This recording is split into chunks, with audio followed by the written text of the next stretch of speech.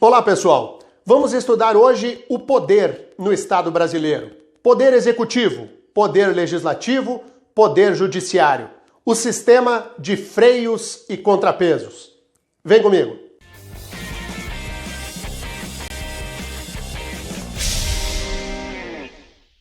Bora então para o estudo dos poderes na Constituição da República Federativa do Brasil. Essa lição ela é fundamental para estudantes de direito, mas sobretudo é uma lição que eu considero necessária a todo o cidadão brasileiro. Vamos entender aqui como funciona a independência entre os poderes e essa relação harmônica que deve existir entre o legislativo, o executivo e o judiciário. Vamos estudar um a um dos poderes da República. Começamos pelo legislativo. Põe na tela. O poder legislativo, ele é bicameral no Brasil, exercido pelo Congresso Nacional, que se compõe da Câmara dos Deputados e do Senado Federal. É fundamental que nós diferenciemos os legislativos Senado do legislativo Câmara. Embora as suas funções típicas sejam as mesmas, a função de legislar e de fiscalizar o poder executivo, há determinadas funções que são próprias de deputados federais e próprias de senadores. Vou dar uma aula específica sobre isso, quando falar de deputados e senadores aqui no canal do DNA. A Câmara Alta da República, o Senado Federal, reúne os representantes dos estados, 3 por estado e mais 3 representantes do Distrito Federal. A Câmara Federal reúne os representantes do povo, por isso há uma diferença do número de deputados de acordo com o estado da federação. Depende da população, do número de eleitores de cada um desses estados. O poder legislativo da União envolve, portanto, o Congresso Nacional, e o Congresso reúne Câmara dos Deputados, com a representação do povo, e Senado Federal, com a representação dos estados. No âmbito estadual, o poder legislativo ele é composto pelas assembleias legislativas. E no âmbito municipal, o poder legislativo envolve as câmaras municipais, as câmaras de vereadores. No Distrito Federal, o poder legislativo é a Câmara Distrital. Lá na Câmara Distrital estão os deputados distritais. Esta é a apresentação clássica do poder legislativo. Vou pôr mais uma tela para você, para a gente fechar o conteúdo do poder legislativo. Dá uma olhada aí. Esse bicameralismo do Legislativo Federal está ligado à escolha pelo legislador constituinte da forma federativa do Estado. No Senado estão os representantes dos estados. Lembra lá da questão da federação, né? A federação envolve estados autônomos. E nesse desenho da Federação Brasileira que nós temos a composição do Senado Federal.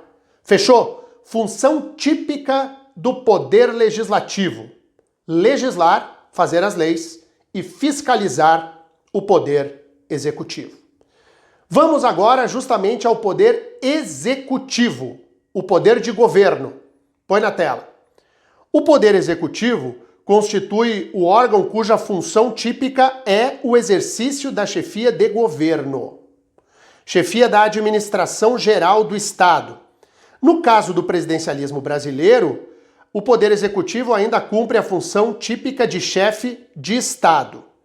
Então, as funções atípicas do presidente da República, por exemplo, envolve o ato de legislar e o de julgar o seu contencioso administrativo. Mas vamos olhar para a função típica do poder executivo. O que faz? Quem governa? Ele cumpre a função de chefe de governo e, no caso do presidente da República, de chefe de Estado. As atribuições do presidente da República estão todas enumeradas na Constituição da República Federativa do Brasil. Vou fazer uma aula especificamente sobre atribuições do presidente da República. A chefia do poder executivo no âmbito dos estados cabe aos governadores, no Distrito Federal também, o governador do DF, e no âmbito dos municípios, aos prefeitos. Vamos falar agora do Poder Judiciário. Põe na tela. O Poder Judiciário completa a tripartição dos poderes. Na divisão clássica está o Poder Judiciário, que tem um órgão de cúpula no Brasil, que é o Supremo Tribunal Federal, a nossa corte guardiã do texto da Constituição. Depois nós temos os tribunais superiores em Brasília, né? O Superior Tribunal de Justiça, o Superior Tribunal Eleitoral, Tribunal Superior Eleitoral, TSE, tem a Justiça Militar com seu Tribunal Superior e também o Tribunal Superior do Trabalho.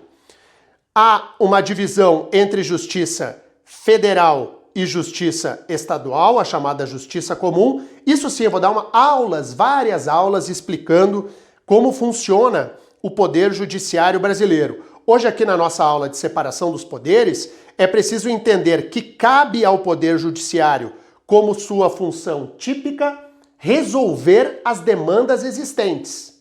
O poder judicante, que cabe ao Poder Judiciário. Os membros do Poder Judiciário têm garantias como vitaliciedade, inamovibilidade e irredutibilidade de subsídios. É importante dizer que o Ministério Público não é poder, é um órgão autônomo. Nós vamos ter uma aula também sobre Ministério Público, mas quando falamos de divisão entre os poderes, nos referimos aqui entre judiciário, executivo e legislativo. Para fechar a aula, a questão do sistema de freios e contrapesos. Põe na tela. Esse sistema de freios e contrapesos, o check and balance, cada um dos três poderes exerce parcialmente um controle sobre o outro. Esse procedimento tem como objetivo estabelecer limites no exercício das funções típicas e atípicas que são distribuídas pela Constituição. Um poder não é mais do que o outro, e um poder controla o outro, para que não haja nenhum tipo de sobrepoder de um poder da federação, por exemplo, o poder judiciário andar a reboque do legislativo ou do executivo. Esse sistema de freios e contrapesos, eu gosto muito dessa figura da balança, né? E você coloca na balança e sabe que esses poderes se autorregulam num sistema também de controle de um sobre os outros, ou de uns sobre os outros. Fechou? Essa é a primeira apresentação do tema separação dos poderes na Constituição da República Federativa do Brasil. Eu, aqui no decorrer do nosso curso de Direito Constitucional, vou dar aulas específicas sobre poder judiciário, poder executivo e poder legislativo. Gostou da aula? Dá um joinha, te inscreve no canal do DNIAN e segue com a gente. Até a próxima!